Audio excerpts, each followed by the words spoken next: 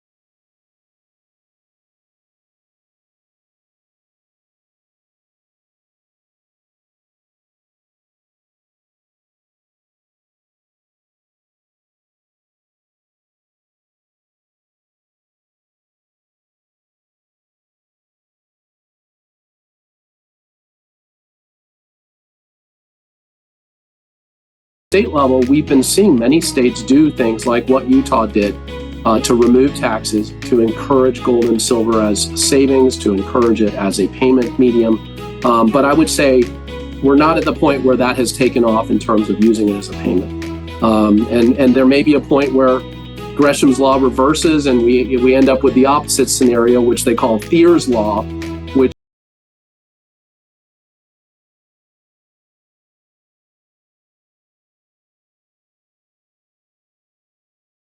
anywhere near that. It could happen quickly, I suppose, but for now, gold and silver is just a very good form of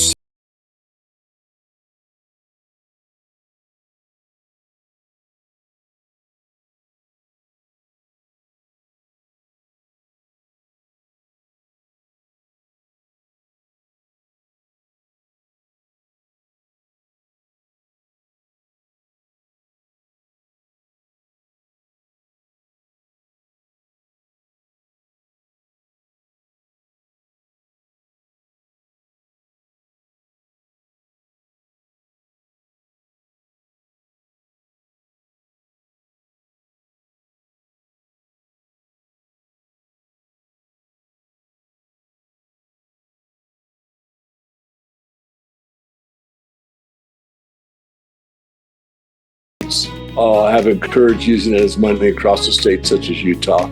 How many states have gotten rid of the sales tax aspect, which I think you said there's 5 remaining, and then there's a third one slipping my mind that's gotten rid of. We haven't gotten rid of the federal yet, but is there a third place in there where states are quasi-warm to, having gold and silver in there? So can you break that down for there's states that are adopting or using are now turning to gold and silver as a reserve asset, which is also promising. Removing income tax, removing sales tax, holding it in reserve, encouraging its use through promoting gold clause contracts or just having a mechanism for acknowledging gold and silver as money, as a transactable currency. So just kind of taking a step back, the big and primary front that we attacked over the last 10 years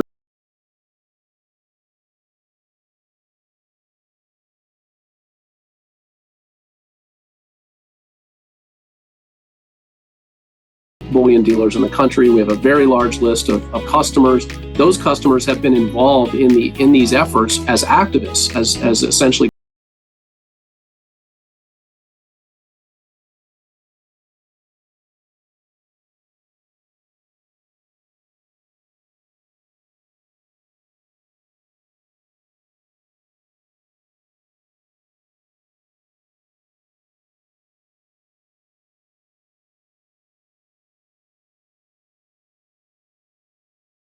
years that have enacted this policy of removing sales tax. The most recent was Kentucky and Wisconsin this year. Last year it was Tennessee and Mississippi. And we actually have a bill right now on the desk of the governor of New Jersey, which is a big Democrat state, but it went through both chambers, I believe unanimously, or there may have been one vote against. But anyway, it's now on the governor's desk, and sometime in the next, I believe, 3 weeks, the governor needs to act on that. We're hopeful that he'll sign it. And that would make it down to 4 states that fully tax gold and silver purchases. And then there's 6 of those other states that tax certain types of purchases, but not all.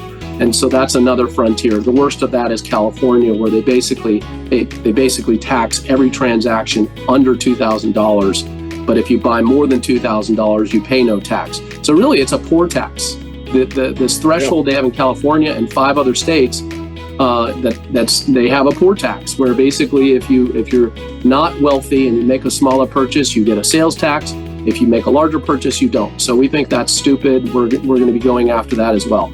In fact, we ended that policy in Virginia last year, which was one of the states that had that.